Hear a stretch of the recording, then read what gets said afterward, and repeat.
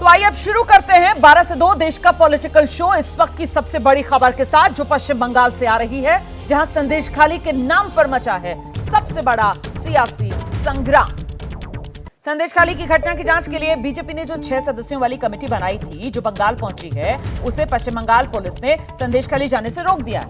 ये तस्वीरें हम आपको दिखा रहे हैं, जहां पर साफ तौर पर आर पार की स्थिति एक बार फिर बीजेपी और बंगाल की ममता सरकार में बनती हुई नजर आ रही है। दरअसल बंगाल की पुलिस ने धारा 144 का हवाला देकर बीजेपी के जांच दल को भीतर जाने से रोका। बंगाल के उत्तर 24 परगना जिले के संदेशखाली में महिलाओं के साथ हुई यौन उत्पीड़न और हिंसा की घटना की जांच के लिए बीजेपी के राष्ट्रीय अध्यक्ष जेपी नड्डा ने बुधवार को 6 सदस्यों वाली ये कमेटी बनाई थी, जो आज मौके पर पहुंचना चाह रही थी, लेकिन उसको बंगाल की पुलिस ने वहीं रोक दिया है, जहां इस समय धरने पर बैठी हुई आपको बीजेपी की ये नेता नजर आ रही है। हम मिलने आए हैं, पीड़ित बहनों को न्याय दिलाना चाहते हैं। आज जिस मुस्तैदी के साथ पश्चिम बंगाल की पुलिस यहाँ पे खड़ी है, पुलिस खड़ी है, रोक रही है, यही मुस्तैदी शेख शाहजहां को पकड़ने में क्या होता। शेख शाहजहां के गुंडों के द्वारा जब बहनों को प्रताड़ित किया जा रहा था, वो जब गुहार लगा रही थी न्याय की, उस समय अगर सजग हुए होते तो आज ये समय, ये दिन न देखना पड़ता। आज जो मुस्तैदी हमें रोकने के लिए ये कर रही है, यही मुस्तैदी उस दिन होता तो ये नौबत नहीं आती, ये दिन देखना न पड़ता। आज बेटियों के साथ, बहनों के साथ जो हुआ है, जो घटनाएं हुई है, जितनी प्रताड़ना झेलनी उन्हें पड़ी, आज ये देखना नहीं पड़ता।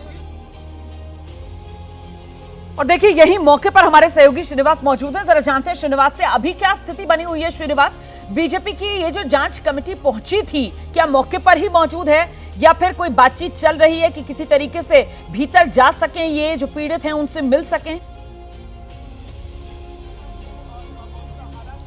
देखिए रोमाना, पहले आप सीधी तस्वीरें देखिए। ये जो आप देख रही हैं, ये सुरक्षा का बेड़ा जो देख रही हैं, इनके ठीक उधर ये तमाम प्रतिनिधि मंडल के जो लोग हैं वो वहां बैठे हैं, जिसमें केंद्रीय मंत्री अन्नपूर्णा देवी भी शामिल हैं। इनके साथ साथ राज्यसभा सांसद ब्रिजलाल वो भी बैठे हैं। इनके साथ साथ बीजेपी बंगाल की तेज तर्रार नेता अग्निमित्रा पॉल, ये तमाम लोग बैठे हैं। अभी हमने डीजीपी पूर्व उत्तर प्रदेश के पूर्व डीजीपी से बात की, जो राज्यसभा सांसद हैं। उनका ये कहना था कि ऐसा 144 लागू भी किया गया है, तो मैं कानून का ज्ञाता होने के चलते ये बता सकता हूं कि इसमें भी स्पेशल प्रोविजन के साथ इन लोगों को भेजा जा सकता है। लेकिन मेरा सवाल सीधा था कि अब क्या, अब तो रोक दिया गया आपको, अब क्या?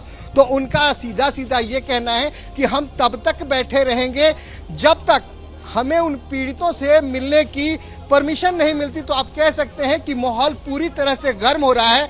और राजनीतिक तौर पे अगर मैं कहूं तो राजनीतिक तौर पे अब माहौल संदेशखाली से यहां से गर्म होता जा रहा है। तो यहां पे तमाम बीजेपी के वो जो प्रतिनिधि के मंडल के लोग हैं वो सड़क पे बैठे हैं। रोमाना, आप रहिए मेरे साथ, मैं लौटूंगी आपके पास। और ऐसे में आप सवाल जिसको लेकर हम चर्चा करेंगे, वो सवाल आपके सामने ले आते हैं। जरा जल्दी से सवाल लेकर आइए। ये देखिए, संदेशखाली पर आर पार है दीदी के खिलाफ, क्या यही नया हथियार बंगाल में बनने वाला है? विजय जी, हमेशा ये तो कहा जा सकता है कि पॉलिटिक्स करते हैं, लेकिन एक कानून व्यवस्था और खासतौर से महिलाओं के अत्याचार का जो मसला है, वो राज्य सरकार की जिम्मेदारी होती है, मुख्यमंत्री की जिम्मेदारी होती है।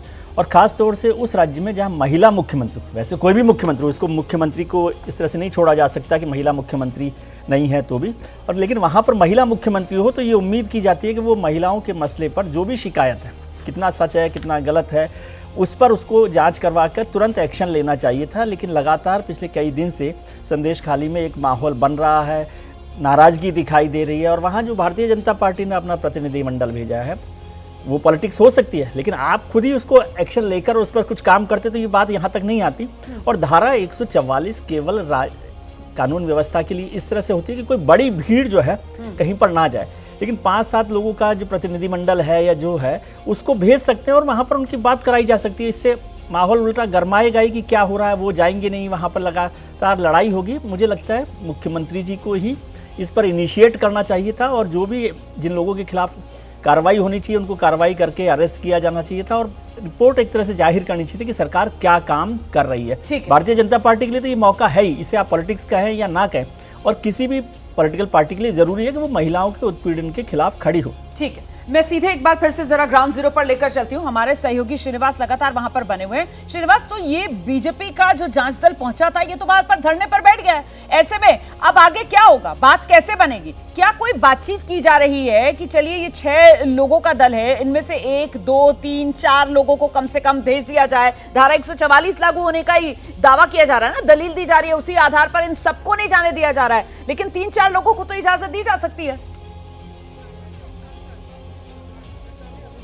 देखिए रोमाना, इजाजत बिल्कुल दी जा सकती है, लेकिन मैं आपको बताऊं कि जिस सवाल के साथ हमारा शो स्टार्ट हुआ, ये सवाल मैंने प्रतिनिधिमंडल के तमाम लोगों से पूछा था, लेकिन एक तस्वीरें मैं दिखाना चाहता हूं। पहले ये देखिए, प्रतिनिधिमंडल के लोग अब आगे बढ़ने का प्रयास कर रहे हैं। वो बैठे थे, अब खड़े हो गए हैं और वो आगे बढ़ने का प्रयास कर रहे हैं। यहाँ रास्ता अब देखिए, आप देख सकते हैं यहाँ पे गिरफ्तारी हो सकती है, इनको हिरासत में लिया जा सकता है। ये लाइव तस्वीरें आप देख सकते हैं रोमाना। यहाँ पे जो धरना दे रहे थे, अब इनको उठाया जा रहा है यहाँ से, और अब शायद पुलिस ने हिरासत में ले ले, तो ये तस्वीरें आ रही है रोमाना, देखिए ठीक आपके सामने। और जहां तक बात है राजनीति की, तो मैंने ये सवाल प्रतिनिधिमंडल में आए तमाम सदस्यों से पूछा था, तो मेरे से पूछा गया कि राजनीति क्या होता है, जहां महिलाओं की रक्षा न की जाए, ये क्या राजनीति होती है? तो अगर ये राजनीति है तो हम कर रहे हैं, लेकिन हम महिलाओं की रक्षा के सवाल उठाएंगे। शेख शाहनवाज जो है, उसको उन्होंने राक्षस बताया कि अगर जब तक उसकी गिरफ्तारी नहीं होती तब तक हम यहां से नहीं जाने वाले। तो कुल मिला के आप कह सकते हैं कि लोकसभा चुनाव का जो प्लॉट है, इस बार बंगाल के संदेश खाली से तैयार हो चुका है। और आप देख सकते हैं कि जिस तरह का माहौल यहाँ है, तो ये तमाम चीजें, और मैं ये भी कहूंगा कि कहीं ना कहीं ये प्लॉट ममता दीदी ने खुद बीजेपी को परोस कर दिया है कि अगर ये शांति से जाते और पीड़ितों से मिलकर चले आते तो इतना हंगामा ना होता। लेकिन अब वो तमाम तस्वीरें रोमाना आपके सामने हैं जी। नहीं, लेकिन ये तो टिपिकल, राकेश शुक्ला जी बेहतर तरीके से बताएंगे, जो ममता बनर्जी की राजनीतिक शैली है उसी के अनुरूप होता हुआ नजर आ रहा है ना, कि बिल्कुल किसी को मिलने की इजाजत नहीं। और अब पुलिस जो है, बंगाल पुलिस, वो सबको हिरासत में लेने की तैयारी में है, जगह को खाली कराने की तैयारी में है। शुक्ला जी, ममता बनर्जी लोकसभा चुनाव की ध्रुवीकरण की पिच तैयार कर रही हैं। आप देखिए, विधानसभा चुनाव के दौरान और पिछले लोकसभा चुनाव के दौरान भी संघ प्रमुख मोहन भागवत जी की सभा पर रोक लगाना, आपके केंद्रीय गृह मंत्री रहते हुए अमित शाह जी के वहां प्रवेश पे रोक लगाना, और अब एक नया इशू लेके आई है जिससे एक अच्छा खासा ध्रुवीकरण का प्लेटफॉर्म तैयार हो और पश्चिम बंगाल में ममता बनर्जी अपनी उन सीटों को वापस लाने की जद्दोजहद में है जो 2019 में वो जीती थी। क्योंकि जिस तरीके का माहौल इस देश में है, उससे उनको लग रहा है कि इस बार लोकसभा के चुनाव में नुकसान हो सकता है। उस नुकसान की भरपाई के लिए ममता बनर्जी संदेश खाली मुद्दे को हवा दे रही हैं और उससे एक नया ध्रुवीकरण का प्लेटफॉर्म तैयार कर रही है, जिससे उनकी जो सत्ता में अपनी पकड़ है वो बरकरार रहे। क्या हो रहा है पश्चिम बंगाल संदेशखाली में ग्राउंड पर? वहां पर बीजेपी नेताओं और पुलिस के बीच तीखी बहस इस समय चल रही है। एक बार फिर से आपको लेकर चलते हैं, हमारे सहयोगी श्रीनिवास इस वक्त मौजूद हैं। श्रीनिवास, बहसबाजी हो रही है इस वक्त? देखिए रोमाना, अभी इस वक्त पुलिस ने यहां से इन्हें उठाने की कोशिश की थी और उसके बाद झड़प हुई है। झड़प कहने का मतलब बहस हुई है और पुलिस और नेताओं के बीच, और अभी भी अब वो खड़े हैं। अब ये देखना होता है कि आखिर अब यहां से आगे क्या होता है। तो कहीं ना कहीं संदेश खाली से इस बार जो मुझे समझ में आ रहा है यहां आने के बाद, कि लोकसभा चुनाव में कहीं संदेश खाली केंद्र बिंदु ना बने दोनों पार्टियों की राजनीति की। जहां तक बीजेपी की बात है तो बीजेपी को भी बैठे बिठाए एक बड़ा मुद्दा मिल गया है, और जहां तक ममता दीदी की बात की जा रही है कि उन्होंने एक वोटों को साधने की कोशिश की। और मैं एक बहुत इंपॉर्टेंट चीज आपको बताना चाहता हूं कि आज के तारीख में भी संदेश खाली जो है वो हिंदुस्तान से कटा हुआ है, यानी वहां जाने के लिए आपको नाव में बैठकर नदी का पार करना पड़ता है। एक आइलैंड है, वहां तक सड़क नहीं जाती। 75 सालों के बाद ये हाल है कि बंगाल में एक इलाका ऐसा है। और जब मैं यहाँ आया तो लोग मुझे बता रहे थे कि वहाँ कोई पुलिस, कोई प्रशासन किसी की नहीं चलती। अगर वहाँ किसी की चलती है तो शेख शाहनवाज, जिसने कि ईडी पे भी हमला करवाया, और ये अब तमाम तस्वीरें सामने आ रही हैं। अब वो पीड़िताएं भी निकल कर बाहर आ रही हैं, लेकिन अब ये है घेराबंदी कर दी गई है। जहाँ तक जब मैं दिल्ली से चला था तो मैं ये सोच के चला था कि उन तमाम पीड़ितों को मैं अपने कैमरे पे लेके आऊंगा, लेकिन अब हमारे लिए भी यहाँ से रास्ता रोक दिया गया है। तो फिलहाल आप देखिए यहाँ बिल्कुल आप सही कह रहे हैं श्रीनिवास, लगातार विवादों में रहे टीएमसी के ये नेता शेख शाहजहां। पहले इन्हीं के लोगों पर आरोप लगा कि उन्होंने जो ईडी की टीम थी उस पर हमला करवा दिया, और फिर अब ये संदेश खाली वाला मामला, इसमें भी लगातार आरोपों के घेरे में यही टीएमसी के नेता शेख शाहजहां बने हुए हैं। मैं जल्दी से जरा एक रिएक्शन यहाँ पर विनोद सर का लेती हूँ। विनोद जी, जिस बात का जिक्र अभी राकेश शुक्ला जी कर रहे थे कि साहब ये ध्रुवीकरण की जमीन तैयार ममता बनर्जी की तरफ से की जा रही है, ये सर मेरा सवाल सुनिए ना, ये जरूरी इस वजह से कि हमने जिस तरीके से कर्नाटक और तेलंगाना में देखा कि जो मुस्लिम वोट है वो क्षेत्रीय पार्टियों के मुकाबले कांग्रेस की तरफ शिफ्ट हुआ, तो क्या ये उस लिहाज से भी ममता की मजबूरी बन गया? नहीं, कांग्रेस बंगाल में है नहीं, इसलिए कांग्रेस की तरफ शिफ्ट होगा, ये तो आशंका बेकार की है। कर्नाटक में बंगाल कांग्रेस का प्रेजेंस है, तेलंगाना में कांग्रेस की उपस्थिति थी, बंगाल में कांग्रेस की उपस्थिति बहुत कमजोर है, ना के बराबर है। लेकिन ध्रुवीकरण की बात है तो ध्रुवीकरण दोनों तरफ से हो रहा है। ममता जी ध्रुवीकरण मुस्लिम वोटों का कर रही है और भारतीय जनता पार्टी हिंदू वोटों का कर रही है। और जहाँ तक न जाने देने की बात है तो ये प्रगति हर मुख्यमंत्री की होती है। हाथरस याद करिए कितनी लाठियाँ चली थी जयंत चौधरी पर, सारे लोगों पर, वो भी तो डेलीगेशन लेके गए थे। तो वही ममता बनर्जी कर रही हैं। तो जहाँ जो मुख्यमंत्री सत्ता में होता है वो जब भी विपक्ष के लोग जाना चाहते हैं तो उनको रोक देता है। यहाँ उत्तर प्रदेश में तो गाजियाबाद में रोक दिए जाते हैं लोग। तो ये हर मुख्यमंत्री कानून व्यवस्था का आधार देकर के अब विपक्ष को जाने नहीं देता, जबकि होना नहीं चाहिए। मेरे हिसाब से तो बेहतर ये हो कि अगर कोई प्रतिनिधिमंडल आए तो उनको आप सुरक्षा घेरे में ले जाएं, पीड़ितों से मिलवाएं, और मिलने के बाद उसके बाद उनको वापस करने बाइज्जत, क्योंकि सब सांसद हैं, बिल्कुल सर, आप सही कह रहे हैं कि सत्ता की प्रवृत्ति रहती है और कानून व्यवस्था के नाम पर हमेशा जो अन्य विपक्षी दल है उनको घटनास्थल पर जाने से रोका जाता है। पश्चिम बंगाल इसमें कोई अनोखा नहीं है। जिस तरीके से यहाँ पर अभी विनोद जी ने जिक्र किया उत्तर प्रदेश हाथरस के बारे में उन्होंने बताया, इसीलिए सवाल ये बड़ा हो जाता है कि संदेश खाली पर ये सियासी आर पार, मतलब ये एक नया सियासी हथियार। बड़ी खबर इस वक्त कांग्रेस पार्टी से आ रही है। कांग्रेस ने आज प्रेस कॉन्फ्रेंस करके आरोप लगाया था कि इनकम टैक्स विभाग ने उसके सारे खाते सील कर दिए, फ्रीज कर दिए, और अब बड़ी खबर ये आ रही है कि उन खातों से फ्रीज हटा दिया गया है। ये इस वक्त की बड़ी खबर है। हम सीधे आपको लेकर चलते हैं, मेरे साथ मेरे सहयोगी जैनेंद्र इस वक्त मौजूद हैं। जरा जानते हैं जैनेंद्र से। जैनेंद्र, क्या है ये मामला? अभी 2 घंटे के भीतर ये कांग्रेस का आकर प्रेस कॉन्फ्रेंस करके आरोप लगाना कि उसकी कांग्रेस पार्टी के यूथ कांग्रेस के सारे खाते फ्रीज, और अब 2 घंटे के भीतर ये खबर आ जाना कि खाते फ्रीज नहीं है, क्या है मामला? बिल्कुल, देखिए, सबसे पहले तो कांग्रेस के कोषाध्यक्ष अजय माकन सामने आए। उन्होंने प्रेस कॉन्फ्रेंस करके ये दावा किया कि इनकम टैक्स विभाग के द्वारा कांग्रेस पार्टी के 4 खातों को सील कर दिया गया है, फ्रीज कर दिया गया है, जिसमें कांग्रेस और यूथ कांग्रेस के बैंक खाते शामिल हैं। और इस हवाले से अजय माकन ने आरोप लगाया, और इसके बाद कांग्रेस अध्यक्ष मल्लिकार्जुन खड़गे ने भी आरोप लगाया कि देश में लोकतंत्र पर ये हमला है, और किस तरीके से कांग्रेस पार्टी के जो खाते हैं, जो जिसमें कि चंदे का पैसा है और इसके अलावा सदस्यता अभियान से जुटाया हुआ पैसा है, उस पर रोक लगा दी गई है। और ऐसे में कांग्रेस जो रोजमर्रा के खर्चे हैं, चाहे कर्मचारियों के वेतन हो या बिजली बिल आदि हो, इन तमाम खर्चों के लिए भी पैसा निकालने में सक्षम नहीं है। हालांकि साथ में अजय माकन ने यह जानकारी भी दी कि यह कार्रवाई परसों हुई है और इसको चुनौती दी गई है अपीलीय प्राधिकरण के सामने, इनकम टैक्स के अपीलीय प्राधिकरण के सामने। और अब जो अपडेट है, जिसकी जानकारी आपने दर्शकों को दी, विवेक तनखा जो कांग्रेस पार्टी के वरिष्ठ नेता है, राज्यसभा सांसद है और वरिष्ठ वकील भी हैं, वो कांग्रेस की तरफ से पेश हुए अपीलीय प्राधिकरण के सामने। और विवेक तनखा ने यह जानकारी दी है कि अपीलीय प्राधिकरण ने यह कहा है कि कांग्रेस अपने खातों को संचालित कर सकती है। यानी जो पहले फ्रीज लगाया गया था कथित तौर पर कांग्रेस के मुताबिक, उसमें एक बड़ी राहत मिली है। और खुद जो कांग्रेस के वकील हैं विवेक तनखा, उन्होंने ये जानकारी दी है कि प्राधिकरण में ये जानकारी इनकम टैक्स विभाग की तरफ से दी गई कि कांग्रेस अपने खातों को संचालित कर सकती है। तो एक किस्म से ये राहत भी है, लेकिन ये खातों को सील करने से बड़ा कांग्रेस के लिए एक पॉलिटिकल मामला है। कांग्रेस पार्टी ये हमला कर रही है कि एक तरफ जहां चुनावी बॉन्ड के मामले में जिस तरीके से सुप्रीम कोर्ट ने उसे असंवैधानिक करार दिया, सवाल बीजेपी के खातों पर उठने चाहिए, उनसे सवाल पूछे जाने चाहिए, लेकिन दूसरी तरफ जो सबसे बड़ी विपक्षी पार्टी है कांग्रेस, उसके खाते सील कर दिए गए हैं। तो अब हालांकि राहत जरूर मिल गई है कांग्रेस को, वो अपना खाता संचालित कर पाएगी, लेकिन ये मामला जो है वो जारी रहेगा, कार्रवाई तो जारी रहेगी ही। मतलब आप ये बता रहे हैं कि ये ट्रिब्यूनल जहां पर इस मामले को कांग्रेस पार्टी की तरफ से चैलेंज किया गया था, वहां पर कांग्रेस पार्टी की तरफ से वकील विवेक तनखा पेश हुए और ये ट्रिब्यूनल ने रोक लगाई है, ये बता रहे हैं? रोक हटाई है ट्रिब्यूनल ने?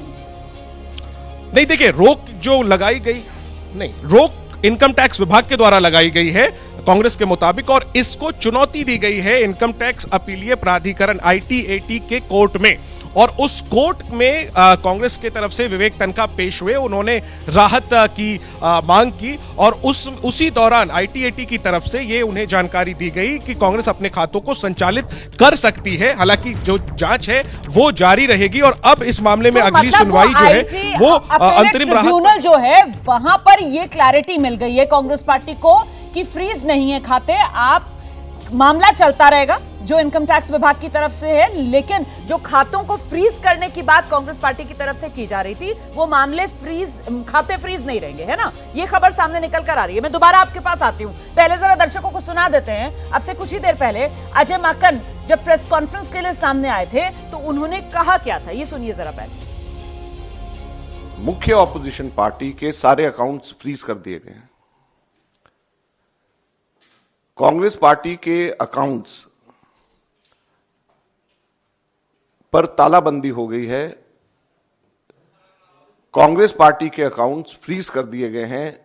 हमारे देश में लोकतंत्र पर तालाबंदी हो गई है, और ये कांग्रेस पार्टी के अकाउंट्स फ्रीज नहीं हुए हैं, हमारे देश में डेमोक्रेसी फ्रीज हुई है। हैरानी की बात यह है कि जब 2 हफ्ते केवल यह हफ्ता चुनाव घोषणा के लिए रह गए हों, ऐसे समय में प्रमुख ऑपोजिशन पार्टी के अकाउंट फ्रीज करके यह सरकार क्या दिखाना चाहती है और किस आधार पर फ्रीज करे गए हैं, मैं आपको बताना चाहूंगा तो वो हास्यास्पद है। और ना केवल कांग्रेस पार्टी के, कल शाम को यूथ कांग्रेस के भी अकाउंट फ्रीज कर दिए गए। मैं इसलिए आज आपको बताना चाहता हूं और कहना चाहता हूं दुख से कि हमारे देश के अंदर लोकतंत्र खत्म हो गया है, लोकतंत्र पे बेड़ियां लग गई हैं, लोकतंत्र पे तालाबंदी हो गई है। ये कांग्रेस के अकाउंट के ऊपर तालाबंदी या बेड़ियां नहीं है, ये लोकतंत्र के ऊपर तालाबंदी और बेड़ियां हैं। चुनाव से 2 हफ्ता पहले अगर किसी भी पॉलिटिकल पार्टी के अकाउंट जब फ्रीज हो जाते हैं, उसके ऊपर तालाबंदी हो जाती है, तो ये लोकतंत्र के लिए इससे ज्यादा चिंता और दुख की बात नहीं हो सकती। और अब जबकि मामला IT ट्रिब्यूनल में पहुंचा तो वहां पर यह साफ हो गया है कि खाते फ्रीज नहीं रहेंगे।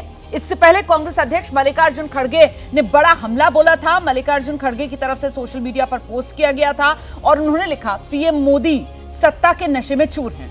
लोकसभा चुनाव से ठीक पहले पार्टी के खाते फ्रीज कर दिए गए। देश की सबसे बड़ी विपक्षी पार्टी है कांग्रेस। ये पोस्ट जो सोशल मीडिया पर कांग्रेस अध्यक्ष की तरफ से किया गया था। और अब आपको सुनाते हैं कि IT ट्रिब्यूनल में कांग्रेस पार्टी की तरफ से पक्ष रखने वाले कांग्रेस के नेता हैं, वरिष्ठ वकील हैं विवेक तनखा, उनका क्या कहना है इस पूरे मामले पर। I just appeared for the Indian National Congress before the ITAT bench, Delhi, and it was court number 1, where I said that all bank accounts of Congress party of the AICC have been frozen, which means in the coming festival of elections, one of the largest stakeholders will not be able to participate. We will not be able to take up any expenditure whatsoever, whether it is movement of vehicles, people, yatras, anything at all connected with these elections. The court heard me for some time. I said we have very good case on facts. We had filed a return on time. It is being misconstrued, and only for that reason we can't be punished disproportionately. Number 2, our revenues for that particular year was 198 crores, and we spent admissible expenditure that was incurred was 197 crores, and how a taxation of 130 or 115 odd crores has been made on us, with interest coming to 135 crores. I said it is all I would like to argue on merits. But today, protect the party, protect democracy, and allow us to operate a bank account. Very graciously, the ITAT, after talking to the DR, has said that और आइए एक बार फिर से आपको लेकर चलते हैं। हमारे साथ हमारे सहयोगी जैनेंद्र इस वक्त मौजूद हैं। तो जैनेंद्र, बुधवार में अब दोबारा इस मामले में सुनवाई होगी? बिल्कुल, विवेक तनखा के मुताबिक बुधवार को अब जो अंतरिम राहत की अपील की गई है उस मामले में अगली सुनवाई होगी और अंतरिम राहत के तौर पर आईटीएटी कोर्ट से निर्देश ये मिला है कि कांग्रेस अब अपने खातों को संचालित करती रहेगी। हालांकि हम सामान्य भाषा में कहें तो वो आईटी की निगरानी में, आईटी विभाग यानी इनकम टैक्स विभाग की निगरानी में कांग्रेस अपने खातों का संचालन करती रहेगी। तो जो कांग्रेस की एक बहुत बड़ी कांग्रेस के सामने एक बहुत बड़ा संकट था कि खाते पर ही रोक लग गई है, रोजमर्रा के खर्चे के लिए भी पैसे नहीं निकाल सकते और जब खाते फ्रीज हैं तो उसमें पैसे भी नहीं जमा हो सकते। कांग्रेस मैं दोबारा आपके पास आऊंगी और आप बताइएगा आखिरकार ये कांग्रेस पर आईटी का शिकंजा कसा ही क्यों, किस आधार पर आईटी की तरफ से ये कदम उठाया गया था जिसको लेकर कांग्रेस की तरफ से आईटीएटी का दरवाजा खटखटाया गया और जहां से अब कांग्रेस पार्टी को ये राहत मिली है कि उसके खाते फ्रीज नहीं होंगे। फिलहाल आपको दिखा देते हैं राहुल गांधी कांग्रेस के सांसद हैं, भारत जोड़ो न्याय यात्रा पर हैं, उनकी तरफ से भी सोशल मीडिया पर पोस्ट किया गया है। वो लिख रहे हैं, डरो मत मोदी जी, कांग्रेस धन की ताकत का नहीं जन की ताकत का नाम है। तो सीधे निशाने पर मोदी सरकार, प्रधानमंत्री मोदी को ले रहे हैं राहुल गांधी अपने इस पोस्ट के जरिए। हम तानाशाही के सामने ना कभी झुके हैं ना झुकेंगे, ये राहुल गांधी ने सोशल मीडिया एक्स पर पोस्ट किया। एक बार फिर से लेकर चलते हैं आपको जैनेंद्र के पास। बताइए जैनेंद्र, पूरा मामला क्या था, किस आधार पर यह खाते फ्रीज करने का फैसला लिया गया था?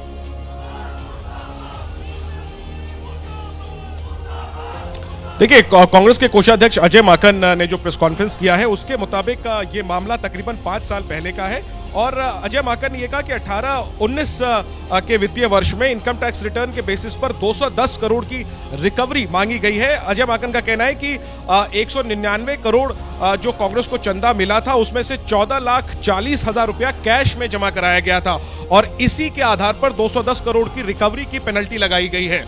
अजय माकन का कहना है कि ये जो कैश का में जो राशि जमा की गई थी वो दरअसल कांग्रेस के जो विधायक और सांसद हैं उन्होंने पार्टी के खाते में ये जमा कराया था। और रोमाना, अगर आपके पास समय हो, मेरे साथ बीवी श्रीनिवास जुड़ गए हैं, यूथ कांग्रेस के राष्ट्रीय अध्यक्ष हैं और यूथ कांग्रेस का खाता भी फ्रीज हुआ था। हालांकि श्रीनिवास, अब ये अपडेट आ रहा है कि आईटीएटी से आप लोगों को एक राहत मिली है और अब आप अपने खाते संचालित कर सकते हैं। आपकी क्या प्रतिक्रिया है? देखिए, मैं क्लियर साफ साफ दिख रहा हूँ, ये लोग ने इस देश का किसान को फ्रीज किया, इस देश का युवा को फ्रीज किया, छोटे छोटे बिजनेसमैन को फ्रीज कर दिया। अभी यूथ कांग्रेस पार्टी का अकाउंट 9 अकाउंट फ्रीज करने का काम इन लोग ने किया है। ये मैं इनको कहना चाहता हूँ, ये बीजेपी सरकार तानाशाही सरकार चलाना बंद करो। जो चुनाव के समय में पिछले 5 साल का पुराना आप बता रहे हैं, अभी आपने किया, ये तो जानबूझ के कर रहा है। संगठन ऑफिस कार्यालय चलना। क्या हुई आप लोगों से? आधार क्या है, वो क्या आरोप क्या है? बीजेपी को आपके घर आने के लिए कोई कारण नहीं चाहिए। ये तानाशाही सरकार है। बीजेपी के लिए एक अलग कानून है, अपोजिशन के लिए अलग कानून है, कुछ भी करेगा। कांग्रेस के अध्यक्ष बीवी श्रीनिवास को आप सुन रहे थे जो सीधे सीधे निशाने पर वही मोदी सरकार को ले रहे हैं। और देखिए, पश्चिम बंगाल संदेशखाली वाला मामला लगातार सियासी तौर पर गर्माता हुआ नजर आ रहा है। अब बीएसपी सुप्रीमो मायावती का भी इस पर बयान आ गया है। संदेशखाली को लेकर राजनीतिज्ञ बीएसपी अध्यक्ष मायावती कह रही हैं, महिला उत्पीड़न की घटना और वहां जारी तनाव, हिंसा, ये चिंता बढ़ाने वाली बात है।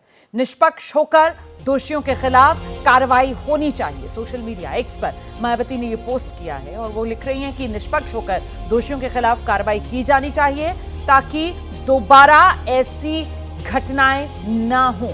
तो लगातार ये मामला सियासी तौर पर गर्माता हुआ नजर आ रहा है।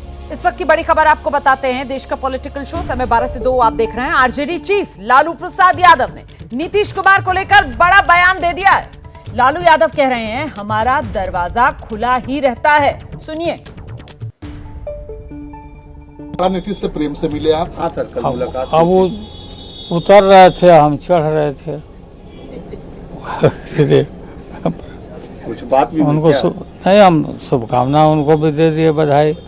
फिर मौका देंगे, आएंगे तो? अब आएंगे तब देखेंगे। मौका दे सकते। दरवाजा खुला हुआ है नीतीश जी के लिए, क्या खुला ही रहता है दरवाजा में, क्या